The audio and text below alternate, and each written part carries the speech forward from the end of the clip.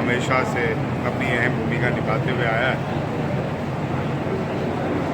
वो किसी और यूनियन में थे और अपनी पूरी आस्था के साथ उस यूनियन को छोड़कर राष्ट्रीय कोयलेरी मजदूर यूनियन में उन्होंने अपनी भागीदारी सुनिश्चित की है और उनके साथ तमाम लोग सम्मिलित हुए हैं। हमारे महामंत्री ए.के. झा जी, अनुपमा सिंह जी, ब्रजेंद्र बाबू, रामप्रीत यादव जी के समक्ष उन लोग ने सदस्यता ग्रहण की है और मैं समझता हूँ कि जेलगोड़ा ही नहीं बल्कि धनबाद, झरिया उनके आने से इंटक परिवार और मजबूत होगा, क्योंकि इंटक कांग्रेस पार्टी की फ्रंटल ऑर्गेनाइजेशन है और जो कांग्रेस में है उसका इंटक में होना अनिवार्य है, क्योंकि इंटक फ्रंटल ऑर्गेनाइजेशन हमारा यूनियन बेल्ट है। तो इसलिए कांग्रेस के लोग हमेशा से इंटक में ही रहे और इसी क्रम में वो भी इंटक में थे, लेकिन वो अपने आप को दूसरे गुट में उनको वो सदस्य बने हुए थे। लेकिन क्योंकि अब गुट खत्म हो चुका है, हम केस जीत चुके हैं, मल्लिकार्जुन खड़गे जी ने रेड्डी साहब को अध्यक्ष भी चुन दिया है, 1.5 साल हो गए और कोल इंडिया में भी हम ही रिप्रेजेंट कर रहे हैं।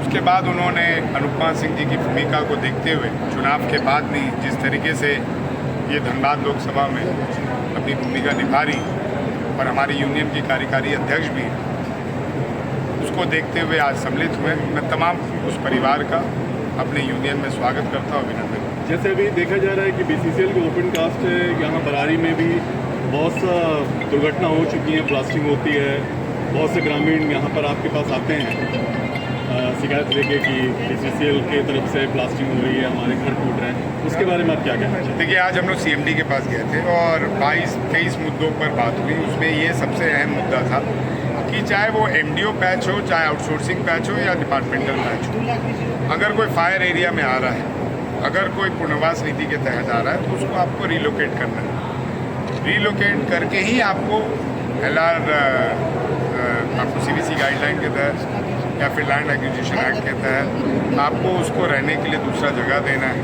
मकान बनाने के लिए पैसा देना है। वो सब पर मुद्दों पर बात हुई है और CMD दत्ता साहब ने हमें विश्वास दिलाया है कि हम सब और एक माइंस को लेकर हुए हैं, चाहे वो आपको गोल्डन पहाड़ी हो, चाहे सुंडा हो, चाहे कुस्तौर हो, सभी एरिया आपका, चाहे भौरा हो, चाहे बराई का एरिया हो, सभी पर बात हुई है। और उन्होंने जो ये घटना घटी भी है जहाँ पर, उस पर भी कार्रवाई करने के लिए संबंधित वहाँ पे DP साहब भी, मुरली जी उपस्थित थे, एक कमेटी का भी उन्होंने बात कही है। और हमारे लोग भी, हमारे महामंत्री और कार्यकारी अध्यक्ष हमारे ब्रजेंद्र बाबू, उनके साथ वो विजिट करेंगे और जो समस्या है, जैसे पुनर्वास नीति के तहत लोग शिफ्ट नहीं हो रहे हैं तो उनका बिजली काट दिया जा रहा है, पानी काट दिया जा रहा है, तो उसकी व्यवस्था को सुचारू रूप से चालू कराने की भी आज बात हुई। अच्छा, तो ये बताना चाहते हैं कि जैसे अभी फ़िलहाल आप बहुत अच्छे ओहदे में हैं और अभी जितने भी यूथ के बारे में आप क्या कहना चाहेंगे, उनके रोज़गार के बारे में क्या कहना चाहेंगे? देखिए, गोल्ड बेयरिंग एक्ट के तहत झरिया एक्वायर्ड किया गया था, धनबाद एक्वायर्ड किया गया था। रोज़गार जो है, उस रोज़गार को कांग्रेस ने पैदा किया। 7.5 लाख का स्ट्रेंथ था जब कांग्रेस पार्टी की सरकार थी। आज भारतीय जनता पार्टी की सरकार आने के बाद इस 12 साल में कोल इंडिया का स्ट्रेंथ पूरे हिंदुस्तान में 1,45,000 हो गया। ना तो बहाली निकल रही है, ना 940 के तहत मेडिकल में नौकरी मिल रही है, ना इंटर्नशिप कराकर लोगों को प्लेसमेंट दिया जा रहा है। तो कोई भी कार्यक्रम के तहत किसी भी संस्था का निर्माण कराकर उसी संस्था में रोज़गार देना, ये सरकार की पहली प्राथमिकता होनी चाहिए, जिससे अपने आप को बीजेपी वंचित है। अब लोग कृषि पालक क्षेत्र में रहेंगे तो कृषि का उद्योग खोजेंगे, लेकिन जब लोग खनन क्षेत्र में हैं तो निश्चित तौर पर यहाँ पे उद्योग तो खनन ही से मिल सकता है, जिसको बीजेपी ने दूर दूर तक संभावना ख़त्म कर दी।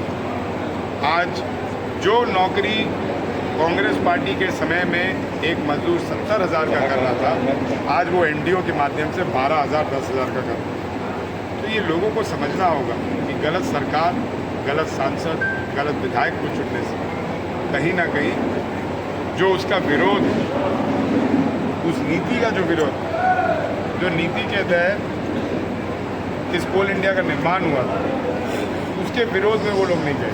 और आउटसोर्सिंग के चलते जो मजदूरों को कम पैसा मिल रहा है, कम भत्ता मिल रहा है,